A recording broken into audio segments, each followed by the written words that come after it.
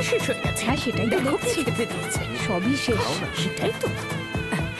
আচ্ছা বাবা, তোমার বন্ধু রান্না করতে পারে তো? আরে কাকি, এমন খাবার বানাবে না যে আঙুল চাটতে হবে। আচ্ছা, এত ভালো রান্না হ্যাঁ। করে। আর তোমার বিয়ে হয়েছে? আরে আমার বিয়ের কথা আর কি বলবো, যদি আপনাকে বলতে শুরু করি না তাহলে পুরো ওয়েব সিরিজ হয়ে যাবে। ওহো, হুম। আরে এটা কি করছো তুমি? না না না না না, বাঁ হাতে খেতে নেই, বাঁ হাতে খেতে নেই, সরো। ডান হাতে খেতে হয়, জানো না? আরে তুমি ঠিক করে খেতে পারো না নাকি? শুধু বয়সটাই বেড়েছে দেখছি। ও দাদা, এদিকে এসো তো, তাড়াতাড়ি এসো।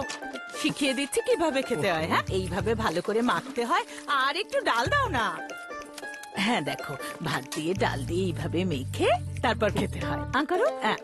তোমার বয়সে এইভাবেই খেতাম। হ্যাঁ করো। আর একটু খাওয়াবো? এরা দুজনেই বিয়ে পছন্দ করে না, রবনে বানাতি জোড়ি। হুম।